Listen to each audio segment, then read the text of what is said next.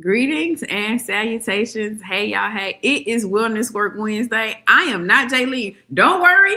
She right there with your part two. I got to tell y'all something first. Okay. Y'all go ahead, tag somebody in. Let's get into it. Let's go. Hey, everybody. It's your girl, Kanisha Moselle, and I am so excited. We just finished up the book and brunch to launch my first book, Grace for This, the devotional. It's a 21-day journey for women who are growing through grief. The conversations that we had in here today was phenomenal. I want to let you know that GRACE is the acronym. It stands for Grief, Rest, Aid, Community, and Evolve. The reality of it is that we are experiencing a grief journey every single day. Every transition can cause you to grief, but are you leaning into your grief? Grieving is also exhausting, so I'm going to encourage you to actually rest. And when you're resting, rest is clarifying. You're going to learn what you do and don't have capacity for anymore. And guess what? You're going to begin to ask with more clarity about exactly what you need. That C stands for community, because when you start asking for help, your people who are meant for this next season are going to respond to your ask, and your community is going to change. And then lastly, when you go through that grace journey, you're going to evolve to the next best version of yourself. So I'm so excited for you to be a part of this journey. You're going to love what we're doing in this community. Follow Kanisha Moselle and follow Grace for This on Instagram and Facebook.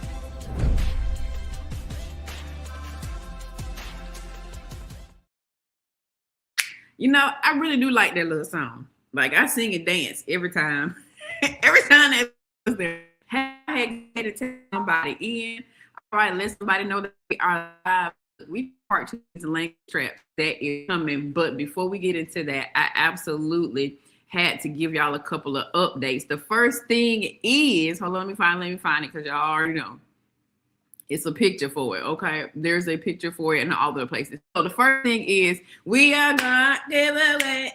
We're gonna give away. Shout out to y'all. I ain't announcing it right now. It's okay. But I want to let you know, you got a couple of more hours. At 8 p.m., we are going to drop the post that tells you whose name went into the drawing and who won, okay? So if you have not already, I got the stuff over here on the table. I got one more box coming. I probably will go and pop up live later just so everybody can see the new journals and things when they get here. But I want y'all to go and share and just share everybody who has been sharing. The bag looks amazing. The journals are getting ready to come. And can we shout out Crystal Lou as well as Lady Speak the Z, y'all, for adding to the bundle, okay? They added to the bundle. Y'all dropped them some love in the comments. Look, Sunflower, what's Lou? She lime green. I don't know what Lou's thing is. Probably it's an art. She's an art person. What's up, y'all? What's up? What up? How you doing? Hey, y'all. Hey, go ahead and tag somebody in. We just doing some real quick announcements. All right. So giveaway, we'll announce the winner tonight at 8 p.m. I want to let y'all know also that we had a Kingdom collab over the weekend. I had an amazing conversation about the technology of prayer with Cheryl Landry, y'all. She is GFT Baton Rouge. So if you missed that on Saturday, I want you to go to the YouTube channel and check that conversation out. If you feel like your prayers are and coming back down, if you look frustrated with prayer, if you disappointed, if you angry, if you like bump him, he don't listen to it anyway, you want to hear this conversation that we had. All right. And y'all have a special code in your email for you to purchase this book at a discount. And GFT got a discount, y'all. So don't miss that. Okay? Going in there, shout out to Cheryl. Amazing. I'm trying to be in Louisiana in I think the end of July. Like to hear, here it go. All right then. I would also like to say, y'all, we have done an excellent job with our tickets and our teas. Let me say, y'all have showed out, honey. Look, y'all was waiting on this, baby, because when we dropped that link and put it out, the little order started popping up in little pinging and all the little carrying on. All right. So if you haven't already got your ticket or your tea, go shop at our new store. You can go to graceforthis.net. Hit shop, boom. And you can even subscribe to the store, y'all. You can subscribe to the store because we're going to have merch of the month every month. And we're going to be dropping stuff over there. So I'm just saying, y'all might want to get into it. Let me know which tea you wearing. Are you the blush? Are you the black? Are you the one with the arrows? Are you lifting weights? Just tell us who you are. But I'm excited about it. Get your ticket or get your tea or get both. Whichever way you fit in, we are super duper excited to see y'all. Okay. And then the last thing that I'm going to say before I pass the mic over so the language can give us stuff free is we got some pop-ups. We got some pop-ups. I'm excited because these topics for the pop-ups, although they are not exact for the summit, baby, we finna get into some things. The goal is 30 minutes. I can't make no promises. Okay. I can't make no promises. Y'all, my sister, Ashley Avila of Avila Ivy Ops. Ashley Avila of Ivy Ops. Ooh, that's hard to say. Y'all, look, let me tell you something. Ashley helped me get some things together in 2025, and I believe that she can help your organization. She can help your organization. Okay, so she is going to be doing a breakout session for our leaders, and we're going to pop up. We're going to talk about, are you the reason why your team is toxic? What you said, Coach K? I said it. Are you the reason why your team is toxic? Period. Okay. Ivy Ops Solutions is in the building. Of course, we popping up with our sister Jay Lee. Look, getting unstuck is your work. It's a lot of, and I'm telling y'all this so y'all can tag y'all friends. Okay. I'm telling because we know this, but some of your cousins don't know it. And they keep coming to you talking, and you tired of talking to your cousin about whatever. Go ahead and tell your cousin, tag them in that good live, baby, okay? And it's going to be on the Instagram, right? So getting unstuck is your work. And look, Coach Jay Lee has been over here walking us through that thing in the most beautiful way. Oh, no, I'm missing one pop-up. And we also got our sister, Missy Washington. Let me see if I can pull it up real quick, and then we're going to get into it. Which one is my Missy? I can't tell. Let's see which one it is. I'm going to try and see. But y'all know we got the Missy the Washington, who is going to be our panel moderator for the summit. She was in the thing last year. We love us some Missy, y'all. We love us some Missy. And so we're going to be talking about essentially like ministry work is also your wellness work. Like we can't skip on that. So we're going to touch on that as well. Just getting excited, getting in position, getting ready for all that God really is going to do in the space. Some conversations are going to be had, and we are here for the work. Okay, right? So I want y'all to go ahead and drop it in the comments. Say, I'm Grace for Impact. Okay, go ahead and say that real quick. Grace for Impact. There we go. I said it's Missy. And notice the dates. These pop-ups are happening over this week and next week, right? We talking real big all the way up to the summit, okay? So just watch for those dates and those reminders to pop up so you could be in the room. If you're in our text community, you'll get all of that. I'm going to drop the text information across the screen there. Boom, pow, shakalaka. If you want to get all of the reminders, that is how you get opted in there. So it's time for Grace for Impact. Language traps is what we're getting into. It's going to be an amazing time. So I have given the announcements.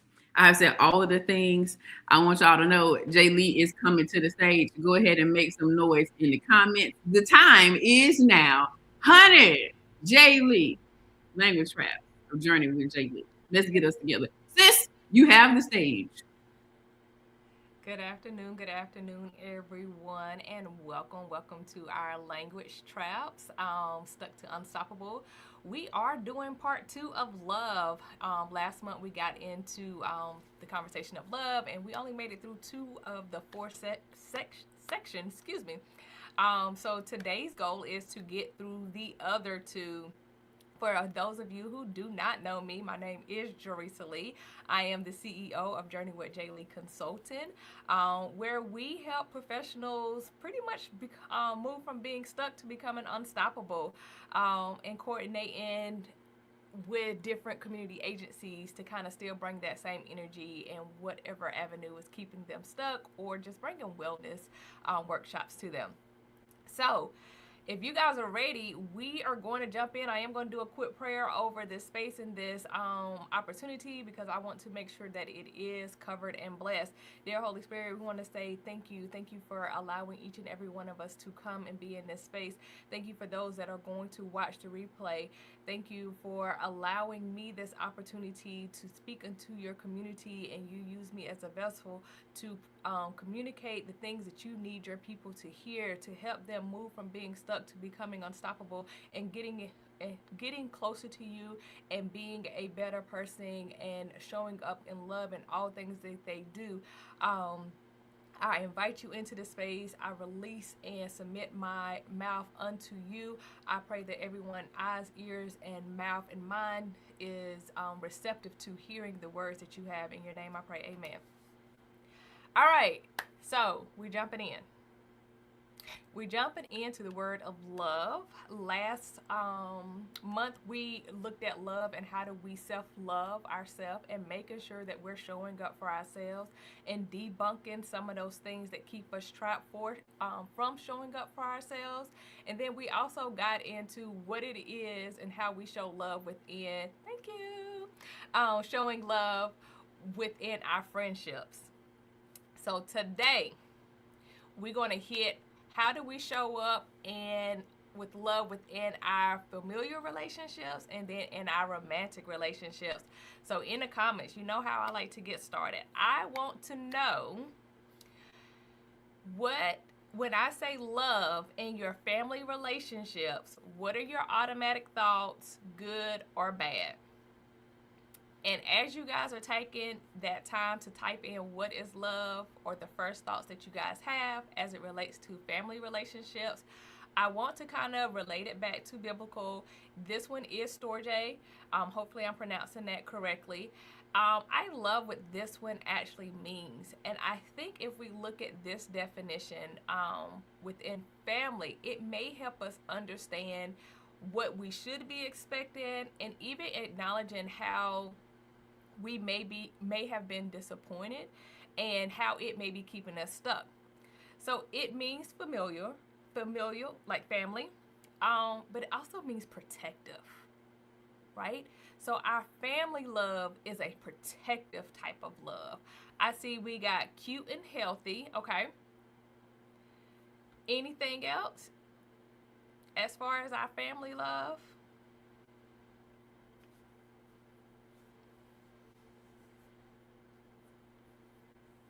So if you guys are still typing, I'm gonna kind of give an example for me, just to kind of help jog some thoughts. For me, it did mean being there for each other. I don't think that I ever put two and two together. It was just a thing that happened. It was always, we spent a lot of time together, whether it was during the holidays, whether it was during vacation time, but we spent a lot of time together. Like we always had dinner, Sunday dinners, we always had Christmas dinners, Thanksgiving's dinner, celebrating together for Mother's Days and Father's Days, like the holidays. And then just coming together just to spend time together, the family reunions, like it was, family was very center for me growing up. I also see growing. Okay. So this family love, prospering, excuse me, ability to make deposits and withdrawals. I love that. So I feel like that actually goes back to when we was talking about friendship love, where we was talking about it being mutual and both parties being able to receive and gain something from that relationship. Okay.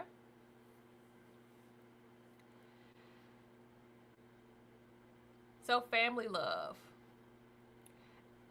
were you guys taught intentionally about what love was, or again was it just something of observation of how we show up?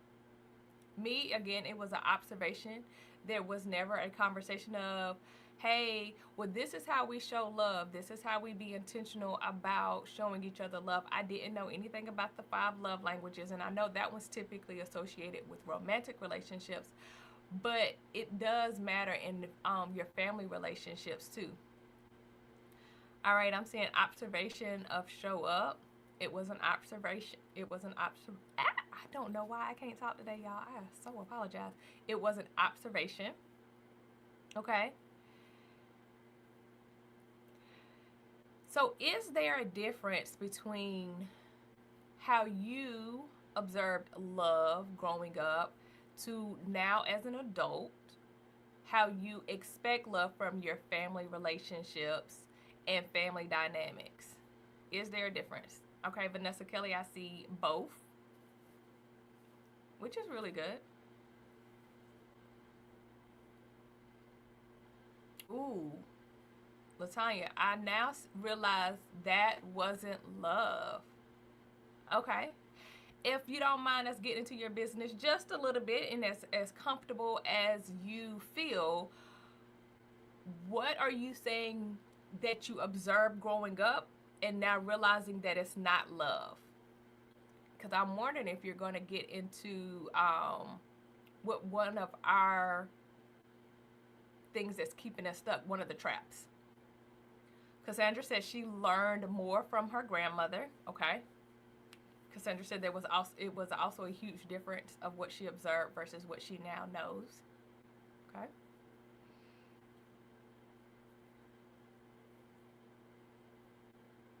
So for me, my definition also changed too. I'm gonna kind of go ahead and say what the language traps are because I think it's important. I feel like I'm kind of skirting around them with not trying to get into it. But some of the language traps that we have in relationship to love and when it comes to our family is, but that's still your family. To me, that means that no matter what a family member does, they get a pass and they should always have access to us. That's a trap. Correct. Negative. All right, Latanya, I see you went back. My mom didn't say it, but we had grocery lights, a roof over our heads, so I knew I was loved. Okay. Okay. You was cared for. So is being cared for, and some people do equate those as the same, is being cared for the same as being loved? Right? Another language trap is blood is thicker than water. That sounds good. I see the notes already.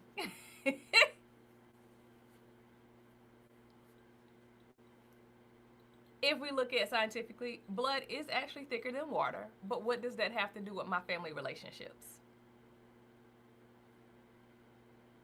All right, Cassandra, I see she showed more by cooking and giving to others. The letters she would write me, and I still have them now. Okay, so she was very intentional about how she displayed her love.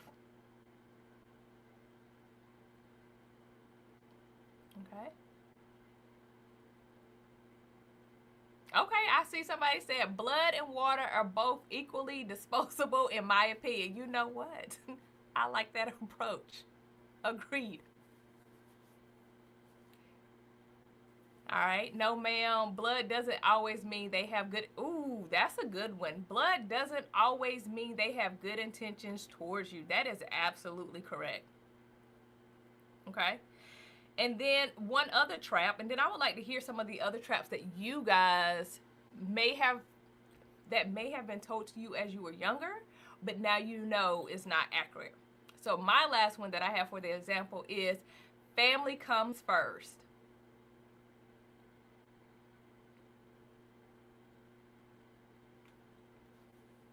Is there any other examples that you guys may have?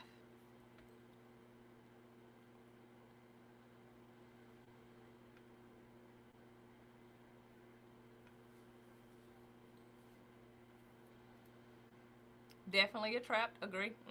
Family comes first. And I think that goes back to what at Penny Proud said. Or was it at Penny Proud? Someone had said, no, it was Sakithia. Blood doesn't always mean that they have good intentions towards us.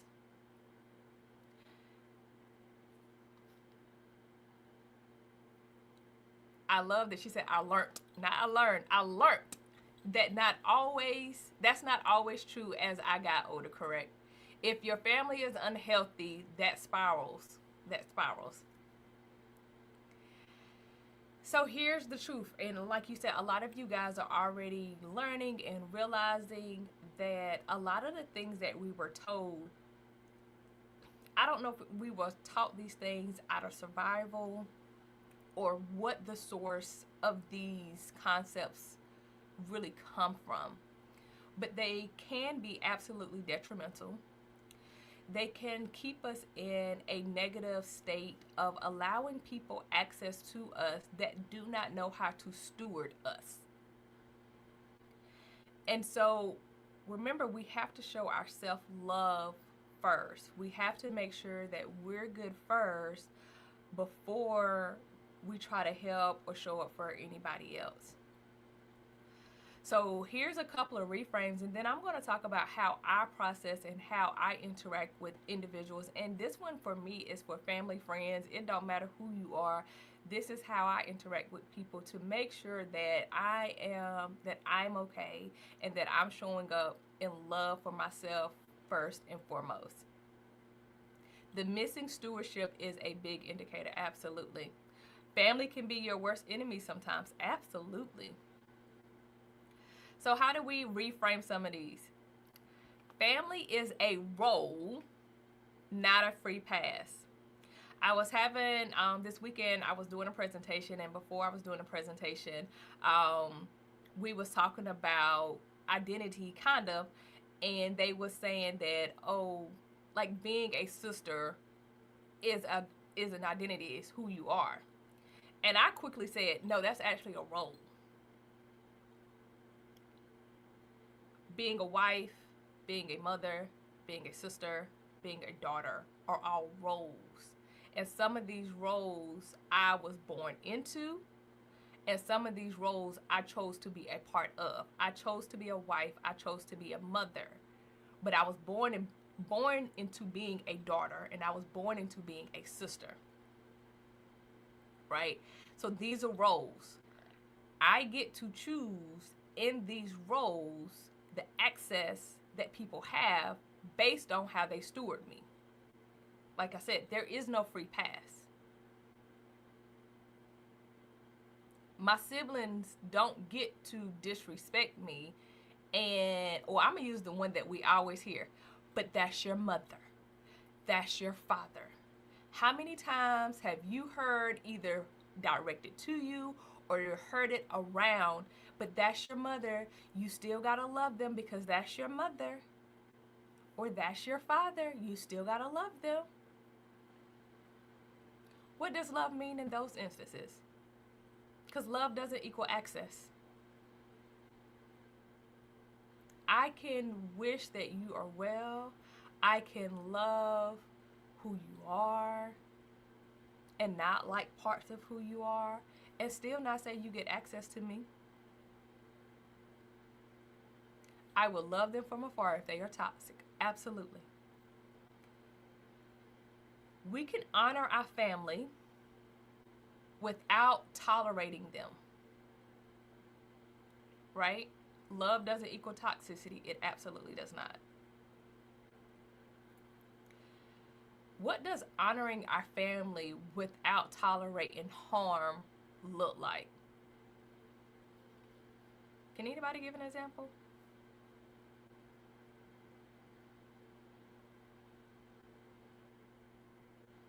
Okay.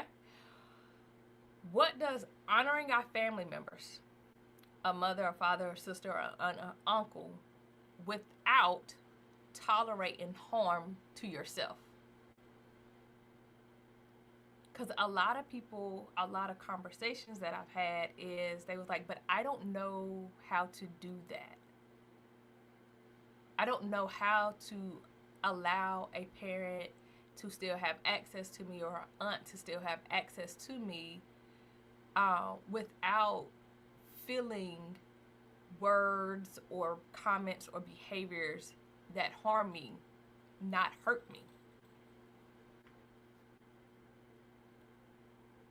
Limiting time spent together.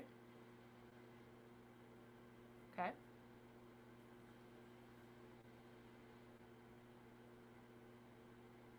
I can love and respect and not be bothered at the same time. Okay?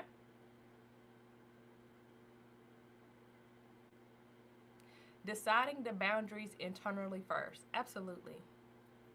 And I can't remember how far we got into the discussion of boundaries. I know I said I was probably going to do a whole one. That's going to be one of the language traps that we do. But a boundary is for ourselves. The boundary is for what we are going to do and how we're going to respond when someone disrespects us. Not us walking to the room and saying, hey, my boundary is you don't cuss in front of me. We're now putting the responsibility in the other person's possession, and they don't have to honor it. Versus the boundary is, you know what? I don't like when people cuss around me. So what I'm going to do is I'm going to have a conversation. Hey, so if you choose to cuss while I'm around, I'm just going to let you know that I'm going to go ahead and walk out because I can't be exposed to that anymore. I don't want you to think I'm disrespecting you or having things like I just need to remove myself. So the boundary is really for ourselves and what we're going to do when someone displays a behavior, and not trying to put the ball in somebody else's court to change their behavior. Now the person can choose, oh yeah, she don't want me cussing in front of her, so you know what? I'm not gonna cuss in front of her. I'm gonna try my best. Or I don't care, like she can leave, I'm gonna cuss. Like this is who I am. I'm not changing for them. So I hope you guys can kind of see the difference in setting healthy boundaries and realistic boundaries. And then the last reframe is chosen family is biblical too. You guys know I'm a big proponent of a support system. This is because sometimes our family can't show up for us in the ways that we may need at that time. They may not have the capacity. They may not have the tools. And so we may have to seek community outside to receive that love and support that we need to keep us grounded, to keep us accountable, to keep us moving forward. So I said I would go back and kind of talk about how I do it. And if anybody else can give specifics about how they're able to do that reframe and how they're able to put these boundaries in place that we was talking about. I feel like someone had a good one of, sorry, I'm going back through the comments because someone gave a good example of, I can love and respect and not be bothered at the same time. My question is how? Because a lot of us or a lot of individuals that are going through this, that's where they're trying to get, but they don't know how to get there.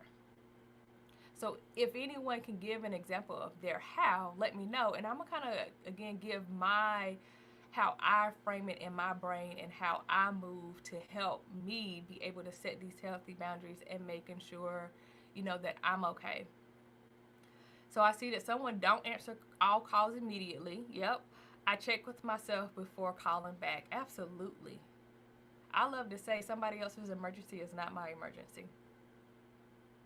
Especially when it's not truly an emergency. If no one is dying or no one is going to the hospital, it is not an emergency.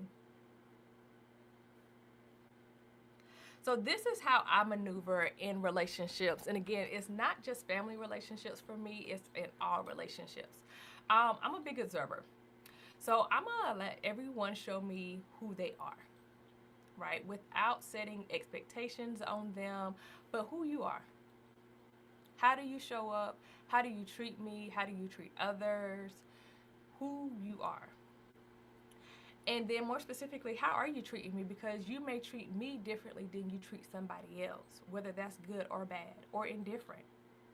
And so after I have observed how they are handling me, how they are treating me, how they are stewarding me, based on that determines the access that someone gets. I do not have the same relationship with everybody. Who I am in my core is I am a very kind person. I am very loving. I am, very caring. That's who I am at the core. But everyone doesn't get my 90% of caring. Everyone doesn't get that same access. One, I can't give that to everybody because I would be completely drained. But also, everyone doesn't know how to steward that. This kind of goes back to that friendship discussion. Is it mutual? If I'm pouring into you, are you pouring back into me, or am I just pouring into you? If I'm only pouring into you, then I'm going to pick and choose how much I pour into you, because I'm not going to empty myself to pour into you.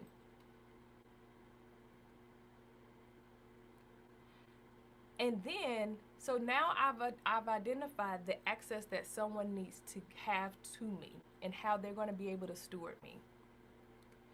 From there, if there's a mishandling or mismanagement of me, I'm going to adjust. You got one opportunity to mishandle me, and I'm going to adjust. I don't keep allowing people access to me to keep hurting me and keep asking them to show up differently or to do something differently when you have already shown me that you can't steward me well. So therefore, we're going to shift. Now, if after some time they're able to show that they're able to steward, because maybe they went through their own transition, right? Everybody is on their own journey. Everybody is going through their own things. And so people grow. And we got to be able to allow people to show up differently when they're in their growing space. So maybe after someone has grown, maybe they do get more access to me. But I'm in control of that, of me, not them, me. So based off of this allows me to love each and everybody. Like, I love you. But it doesn't mean you get full access to me. It doesn't mean that you get that full pass. I love you. And I'm also not going to be that self-erasing. I don't remember if you guys remember that conversation when we was talking about that self-love. Like, I'm not going to dim my light or be destructive to myself to show up for somebody else. I hope that makes sense. I'm going to jump over to the comments to see if anybody else put anything in there. I see Ms. Jayana said, we have to accept that a person can only change as much as they are able to. We can love someone and respect them with all of our heart, but we cannot expect our love. Ooh, this is good. But we cannot expect our love to transform them into the person we, she got the we capitalized, want them to be. That is beautiful. That is beautiful. Everyone doesn't get full access to me like certain ones. Absolutely, Sakithia, my apologies. I'm not going to exempt myself to pour. Yes, I'm not. I'm not going to exempt myself to pour into you. We're not doing it. Access, communicate, adjust. Love the quick reframe. Hello, Crystal. Okay. So we talked about our traps within the family relationships, and then we also talked about how to reframe. How are we feeling? Are you guys ready for your journal prompt? All right, here's your journal prompt. I hope everyone got their pens and paper. And we kind of talked about it, so this should be kind of easy prompt for you, but you may need to sit with it a little bit more. But what family messages about love did you inherit that no longer serve you? What about that? What stays in the house? What happens in the house stays in the house? Does that serve us?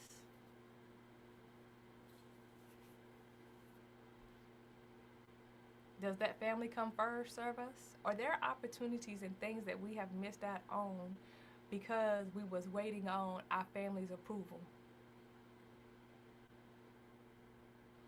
We was waiting on validation from a family member to give us the go-ahead that God already gave us the go-ahead for. Right? So how have we limited ourselves or missed opportunities because family comes first, blood is thicker than water, but that's still your family? Sakithia, I'm assuming you're asking the prompt to be read again. What family messages about love did you inherit that is no longer serving you?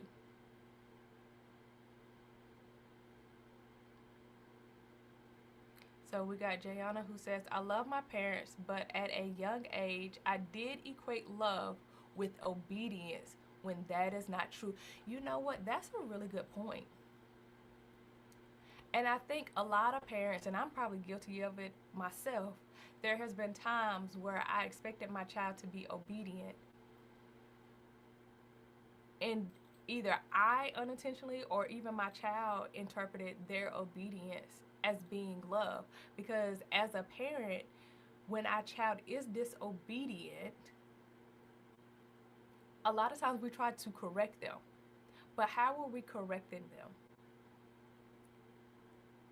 I know for a fact, for me, I've had to have multiple conversations with my child of, if I did not love you, I would allow you to be out here doing any and everything that you would want to be doing. But as your parent, I have to put guardrails in place. There's things that I have to teach you because I want you to be a functioning, healthy adult. And so that may means that you can't do everything that you want to do. That may means that there's things that you don't understand, and I can explain it to the best of my ability, but also understanding that you don't have the experience yet to fully understand why that boundary is in place. I guarantee every single one of us here on this call, as a child, did not understand something our parents had us do, told us to do, but as an adult, we was like, oh, I get it now. I understand, right? And so how are we teaching our kids to love?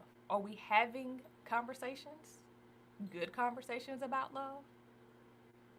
Because the things that we instill, and this is, we can see it as the adult, the things that we instill into the kids about love and life and everything is the exact things of how they show up as an adult, or the things that they got to unlearn as an adult. Look at us. How many things have we had to unlearn? And sorry, I know I went down a tangent, but this is where we went. One of the things, and I promise I get off the tangent, one of the things that I just keeps playing in my mind, and the crazy thing is I was just thinking about it yesterday, is that that whole concept of, and I think we've gotten away from it, but that concept of kids are to be seen and not heard. Or do as I say, don't give no talk back. We're teaching kids to be quiet. We're teaching kids to not have a voice. Instead, we got to teach them how to appropriately communicate, to appropriately discuss their feelings and what's going on with them, and even their frustrations. Just say, oh, you'll be all right, figure it out. No. Sit with them, walk it out with them, encourage them. Okay, I'm gonna get off my soapbox about our kiddos. Okay. Y'all ready for the next topic? Our last one. We're gonna see how fast we can get through this one. We're talking about that romantic love. Eros. Passionate love. And so Jayana said, and that's also teaching blind conformity. Ooh, okay. If your child does everything you say when you say it, what's stopping another adult, possibly a dangerous one, from taking advantage of that? That is absolutely true. Okay? I love it. That is a reversal to that as well. We can't coddle our children out of fear. Yes. Oh my gosh. How many parents coddle their kids out of fear? I don't want them to. Ooh. Yes. Due to our past that bound them. Ooh. Based solely on our past experiences, not allowing them to grow like a flower. Absolutely. I am a big proponent of natural consequences. We can't save the kids from everything.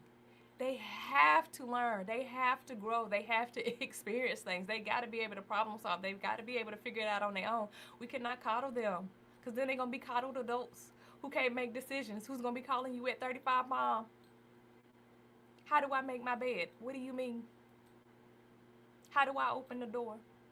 I don't know how to put gas in my tank. Well, I wanted them to. You wanted them to what? Okay, I'm coming back off of it. Coddled adults are dangerous. Absolutely, they are. All right. And speaking of flowers, if a flower is not growing, there is something wrong. Ooh, with the environment, not the flower itself. Jayana, girl. Okay.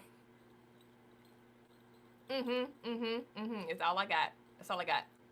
They have no critical thinking skills. What happens when we leave? Yes, they crash out. You talking about kids crashing out? Okay. So this romantic love. Questions. And I hope we can get through it. We got 20 minutes, y'all. Okay, I'm not gonna stay stuck. We're gonna stay. Woo. Questions for you guys. How do you know that you are in love? Right now we're talking about these romantic relationships. How do we know that we are in love? And how do you show and receive love? How do you know that you are in love? And how do you show and receive love?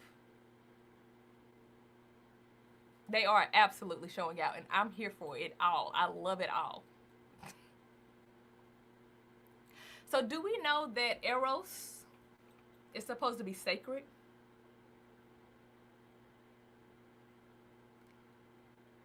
Right?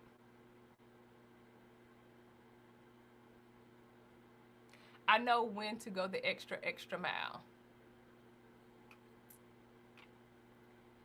So if Eros is supposed to be sacred, what does that mean? Okay, this Grace for this, Kenitra said, I share more intimate conversations. Love it. Okay.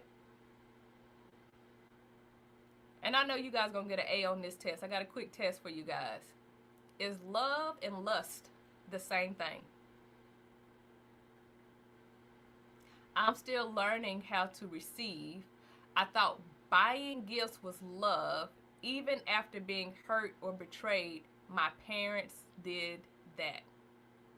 Now, gifts is a type of love language, right? But is that how the other person receive it?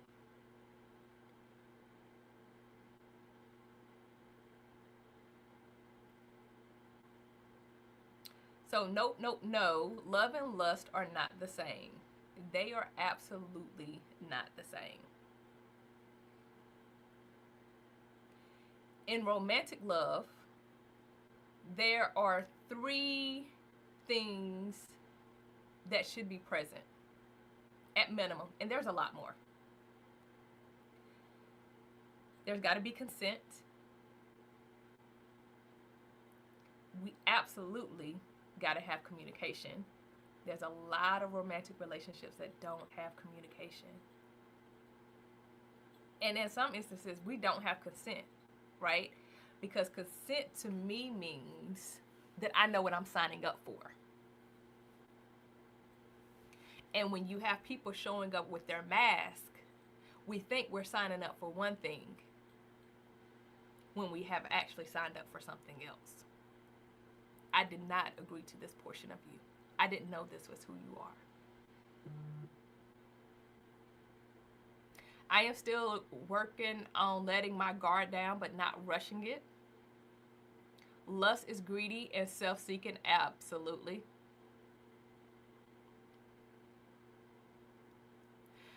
But there's also got to be a covenant, right? There's got to be an agreement.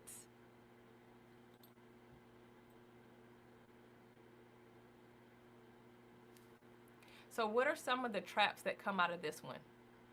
Whew, I don't know if you guys heard these, but I know all of you guys are going to be like, absolutely not.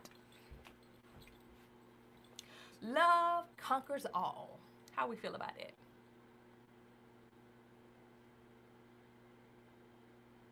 What's that one song? Was it Anthony Hamilton? Where he's talking about love paying the bills or something or another? Don't quote me. If the chemistry is strong, the relationship would work. Yeah, that song is good. I used to sing my little heart out to that song.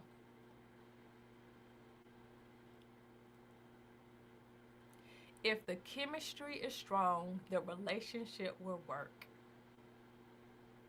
And I don't know, but for some reason when I see chemistry in this sense, I actually think lust.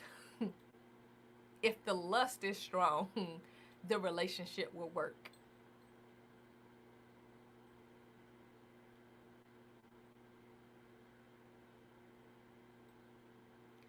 And then the last one, marriage fixes everything. We just got to get married. Once we get married, everything will change. We will now be committed. We will now be on the same page. We will magically know how to have conversations. We will magically know how to problem solve. We will magically be on the same page. Magic. If that was true, the divorce rate would not be as high as it is. I don't know the exact statistics on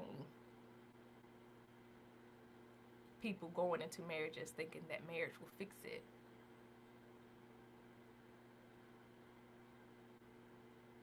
Rebuke that spirit of error. Things will change when both are putting in the effort. And I love that you said both, right? Because then again, it goes back to the friendships. Is this a mutual? Right? It has to be mutual. Now, there may be absolutely times where it's kind of some ups and downs, but it should never be a time where one person is putting in 89, 90, 100% and the other person is putting in 20.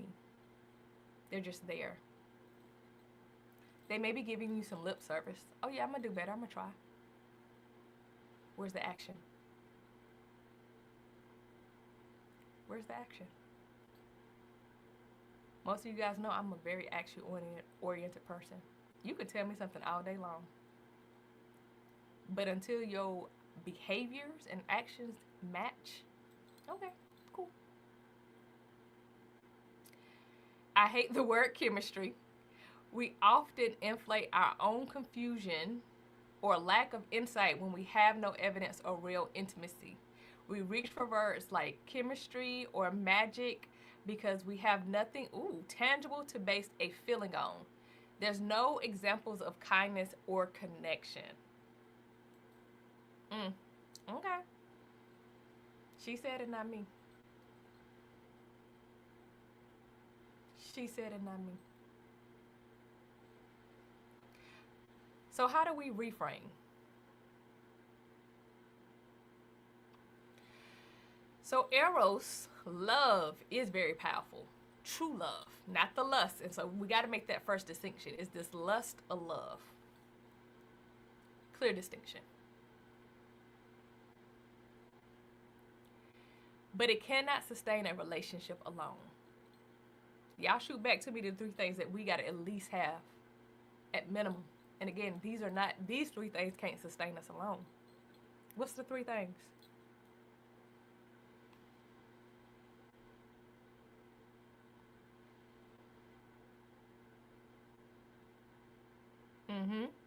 What are the 3 things that I initially said that we need to have a good foundation for love?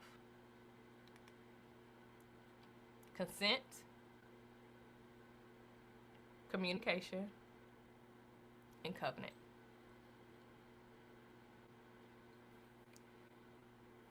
Reframing that chemistry does not equal compatibility. Just because I have lust for you, it does not mean that we are compatible.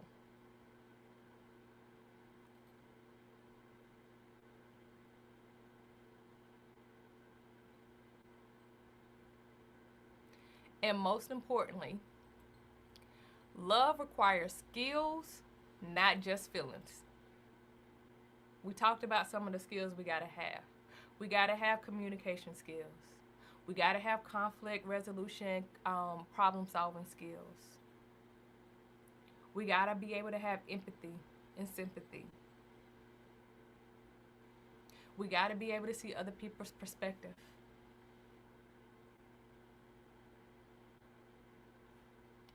And I got to give a quote that I heard the other day, and that thing hit me. And so I hope it hit y'all like it hit me. But the quote that I heard the other day is a crush, so we crushing on somebody, is a lack of information. To me, it kind of goes back to that lust. Lusting after somebody is a lack of information. I don't know who they are. I know nothing about them besides they look good. I like the way they walk. They got a little swagger. They got a little to that walk. I like that.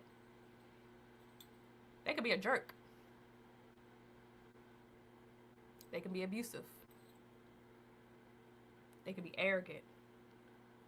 They could be insecure. They could be a gambler. Gonna gamble our whole life away. Right? So I know we on 9 minutes. The other quote that I like is that all of our feelings, so we can feel all we want to. All of our feelings are valid. But guess what? Our feelings are not always reliable. So we gotta acknowledge our feelings, right? Because we definitely cannot push them down. We definitely cannot ignore them. We have to acknowledge our feelings. But we also have to look at the whole situation and understand if they're reliable. It may not be reliable.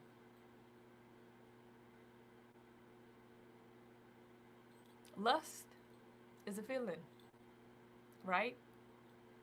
I ain't gonna necessarily say a feeling, but lust is a, right? But that doesn't mean that because I'm lusting somebody that I love them or that they love me. So we gotta start asking ourselves these important questions. All right, our last prompt. What's one myth about romantic love you've heard in church and culture that we need to release? What's one myth about romantic love that you've heard either in the church community or in culture overall that we need to release?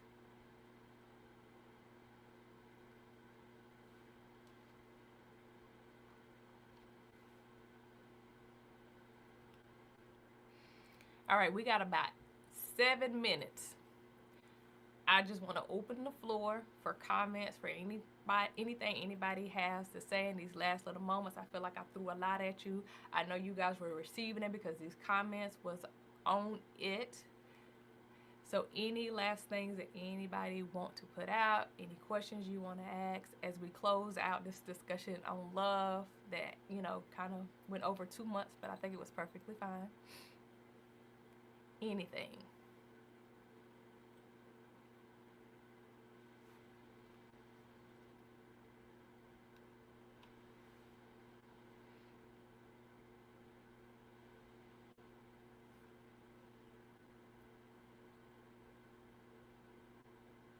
Okay.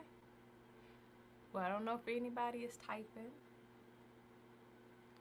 I'm remembering that to respect my boundaries so I can measure absolutely so I can measure properly. We have to start with respecting ourselves. And I don't know if you guys know, I went through a sequence, and I went through the sequence specifically. We have to have self-love first. The family and friends is a toss-up. We know that love, our first love and examples of love comes through family, but I like to start with friendship first because that's external. That's a choice, and it's sometimes easier for us to dissect the friendship love before we can come to the family love, because in actuality, it's the same type of sequence that we got to go through. It's just harder with family because we have those ingrained things taught about us. Family comes first. blood thicker than water, but if we can understand what we need in friendships, that can help us understand and identify what we can expect in family relationships. And then most importantly, what we can and should expect in romantic relationships. Because when we're in romantic relationships, that person should be our friend. If we don't like them as a friend, why are we dating them? Why are we dating them? In the church specifically, I have heard that if you do everything right, that God will give you a spouse. Oh, okay. Then she said, my religion is iffy, but I don't think we should only care about the rewards for following God and being a good person. We shouldn't care about the benefits, only have faith and strong will. Okay. Love it. And Kenitra is saying also lies. And I'm wondering if you're talking about her first piece, that if you do everything right, that God would give you a spouse.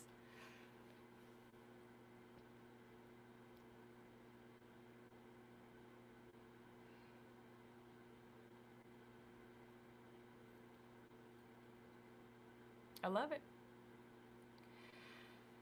Yes, I was. And if you only connect for benefits, there is no faith. Ooh, just obligation. Okay, there you go. If you only connect for benefits, that is not faith. It is just obligation. Entitlement.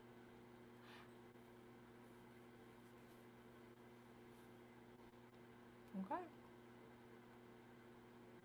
Well, I appreciate each and every one of you guys. I appreciate the conversation that you guys were having in the comment section that allowed me to really kind of make sure that this was hitting on and that, you know, it was relatable. I appreciate each and every one of you guys. I will see you guys next month at this time. It is scheduled for the fourth Wednesday. I haven't chosen the topic. Actually, the topic has been chosen. But stay tuned to see what next month word we will be discussing. Again, I appreciate each and every one of you guys. You guys have a blessed day.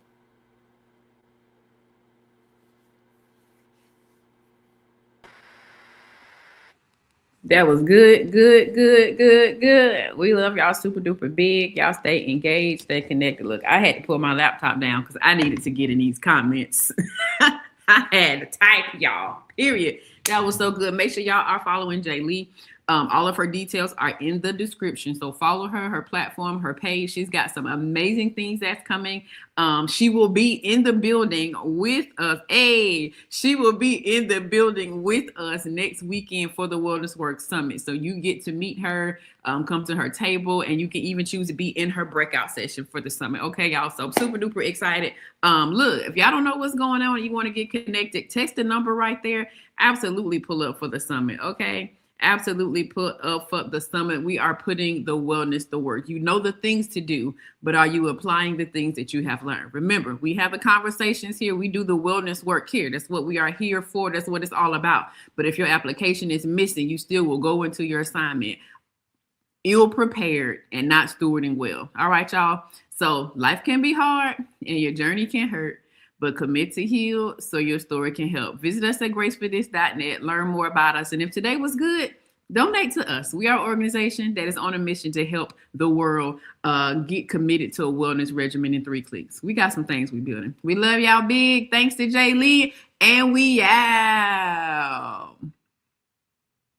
Hello, my name is Kenitra Moselle, and I am founder of a beautiful community called Grace for This. We are about women taking ownership of their wellness journey in 3 ways: personally, relationally, and professionally. I'm inviting you to be honest about your grieving experience, your healing experience, and then lastly, your building experience. You're going through this because you're graced for this.